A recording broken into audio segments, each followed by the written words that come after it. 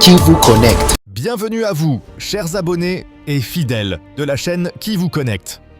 Merci de nous rejoindre une fois de plus pour suivre l'actualité internationale avec des analyses claires, fiables et approfondies. Aujourd'hui, nous revenons sur une escalade majeure dans la guerre au Moyen-Orient, marquée par une frappe israélienne contre le plus grand champ gazier du monde en Iran, ainsi que par l'élimination de plusieurs hauts responsables iraniens. La situation au Moyen-Orient a franchi un nouveau seuil critique après que l'armée israélienne a frappé le gigantesque champ gazier de South Pars en Iran. Cette attaque représente une escalade majeure dans le conflit en cours, touchant directement l'une des infrastructures énergétiques les plus stratégiques au monde. Cette frappe est intervenue seulement quelques heures après l'annonce de la mort du ministre iranien du renseignement, Esmail Katib, tué lors d'une opération militaire israélienne. Sa mort marque l'élimination du troisième haut responsable iranien en seulement 24 heures. Le champ gazier de South Pars, situé dans le golfe Persique et partagé entre l'Iran et le Qatar, est considéré comme le plus grand gisement de gaz naturel au monde. Il représente environ 70% de l'approvisionnement en gaz de l'Iran et une part importante des exportations du Qatar. L'attaque contre cette infrastructure stratégique a immédiatement suscité de vives réactions dans la région. L'Iran a averti que les installations énergétiques des pays voisins pourraient être ciblées dans les heures suivant cette attaque. Le Qatar a fermement condamné cette frappe, la qualifiant de dangereuse et irresponsable. D'autres pays, comme les Émirats arabes unis, ont également dénoncé une escalade qui menace directement la sécurité énergétique mondiale. Selon les autorités, viser des infrastructures énergétiques expose non seulement les civils, mais aussi les routes maritimes et les installations industrielles à des risques considérables. Cette attaque semble avoir été coordonnée avec les États-Unis, selon plusieurs sources, ce qui indique une intensification de la coopération militaire entre Washington et Tel Aviv dans ce conflit. Jusqu'à présent, les infrastructures pétrolières et gazières iraniennes avaient été relativement épargnées afin d'éviter une flambée des prix mondiaux. Cependant, cette nouvelle stratégie marque un tournant important dans la conduite de la guerre.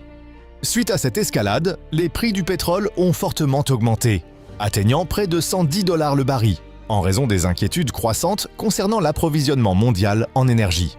Dans le même temps, le détroit d'Ormuz reste largement fermé, ce qui aggrave encore davantage les tensions sur les marchés énergétiques mondiaux.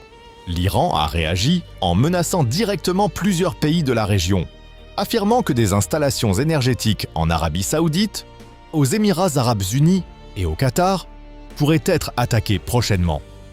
Par ailleurs, la guerre entre les États-Unis, Israël et l'Iran entre dans sa troisième semaine, avec un bilan humain déjà très lourd, dépassant les 2000 morts. Sur le plan militaire, Israël continue de cibler les plus hauts responsables du régime iranien.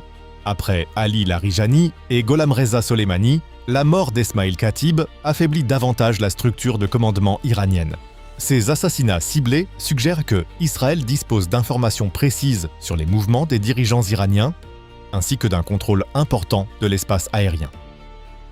En parallèle, Israël a intensifié ses frappes au Liban, notamment à Beyrouth, où des bombardements massifs ont détruit plusieurs immeubles résidentiels.